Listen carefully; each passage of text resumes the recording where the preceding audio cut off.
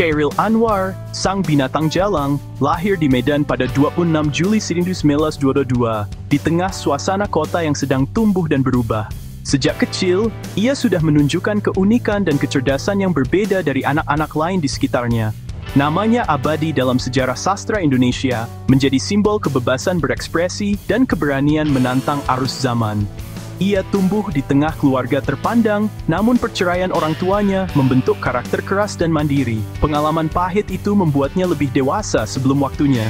Chairil memilih ikut ibunya, Saleha, yang menanamkan sisi emosional dan kelembutan di balik sikap liarnya. Dari ibunya, ia belajar memahami perasaan dan arti kasih sayang. Pendidikan formalnya hanya sampai mulo, tapi rasa ingin tahunya tak terbendung. Ia tak pernah berhenti belajar, meski di luar bangku sekolah. Sejak muda, ia melahap karya sastra dunia, belajar bahasa asing, dan membuka cakrawala pikirannya lewat buku-buku yang jarang disentuh anak seusianya. Ia menyerap pemikiran modern yang kelak membentuk puisinya, menjadikannya pelopor gaya baru dalam sastra Indonesia. Ia membuktikan, ilmu tak hanya didapat dari sekolah, tapi dari kemauan keras untuk terus mencari dan bertanya, dari pengalaman hidup yang dijalani dengan penuh semangat.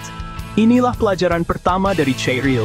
Rasa ingin tahu adalah bahan bakar utama untuk terus bertumbuh, dan keberhasilan to shows freudensi elajini.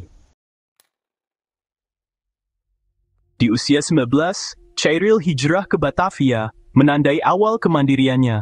Ia meninggalkan kampung halaman demi mengejar mimpi dan harapan baru di kota besar yang penuh dinamika. Ia hidup bohemian, berpindah-pindah dari satu tempat ke tempat lain, bertahan di tengah keterbatasan. Tapi gairahnya pada puisi tak pernah padam, justru semakin membara di tengah kesulitan.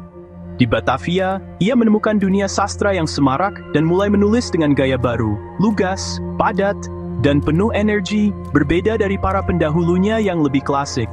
Ia menolak bahasa mendayu, memilih kata-kata yang menghantam kesadaran pembaca, menciptakan puisi yang terasa segar dan berani. Pergaulannya luas, diskusi dengan seniman dan penulis muda, mengasah intelektual dan perspektifnya, memperkaya cara pandangnya terhadap kehidupan dan sastra.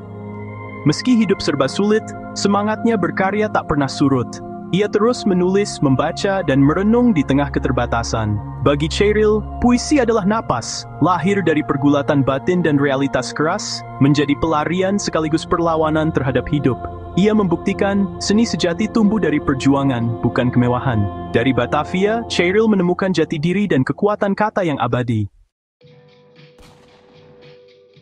Pendudukan Jepang di Batavia membawa tekanan luar biasa, namun di balik bayang-bayang ketakutan, muncul juga peluang baru bagi Chairil Anwar dan kawan-kawan sastrawan muda. Kota yang penuh kecemasan itu justru menjadi lahan subur bagi lahirnya semangat dan kreativitas baru. Di bawah sensor ketat dan pengawasan militer, mereka justru memanfaatkan ruang budaya Jepang untuk berkumpul, berdiskusi, dan menulis karya-karya yang berani. Ruang-ruang kecil itu menjadi tempat-tempat persemaian ide-ide segar yang menantang zaman. Chairil aktif di pusat kebudayaan, bertemu tokoh-tokoh penting seperti Habib Jasin dan Asrul Sani. Di sana, mereka saling menginspirasi, saling mengkritik, dan membangun jaringan intelektual yang kuat. Diskusi mereka berlangsung panas dan penuh gairah, membahas teknik menulis, filsafat, hingga kondisi sosial politik yang menekan. Setiap pertemuan menjadi ajang pertarungan gagasan dan semangat perubahan.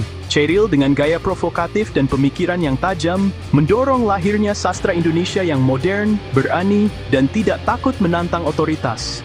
Pada masa inilah, lahir puisi-puisi ikonik seperti Aku dan Diponegoro, manifesto individualisme, kebebasan, dan semangat perlawanan terhadap penindasan. Karya-karya ini menjadi simbol pergerakan baru dalam sastra Indonesia. Puisinya menjadi suara zaman, membakar semangat pemuda di tengah perang, dan menyalakan api keberanian untuk melawan ketidakadilan. Chairil ingin sastra menjadi cermin realitas, bukan sekadar hiburan atau pelarian. Ia percaya, kata-kata bisa menjadi senjata yang ampuh untuk perubahan. Di tengah penjajahan dan gelapnya masa perang, puisinya menjadi suluh harapan, penanda perjuangan, dan inspirasi bagi generasi muda untuk terus bermimpi dan melawan. Proklamasi Kemerdekaan 1945 membakar semangat Chairil, puisinya jadi bahan bakar perjuangan. Kerawang Bekasi lahir sebagai elegi abadi para pahlawan tak dikenal. Di tengah revolusi, ia menikah dan punya anak, tapi kehidupan rumah tangganya tak bertahan lama. Setelah perceraian, Chairil kembali ke hidup tak menentu, kesehatannya menurun. Meski sakit, ia tetap setia pada puisi, menghasilkan karya-karya reflektif seperti Derai, Derai Cemara. Puisinya jadi tempat curahan kepedihan dan perenungan tentang hidup dan kematian. Ia terus menulis, seolah berlomba dengan waktu.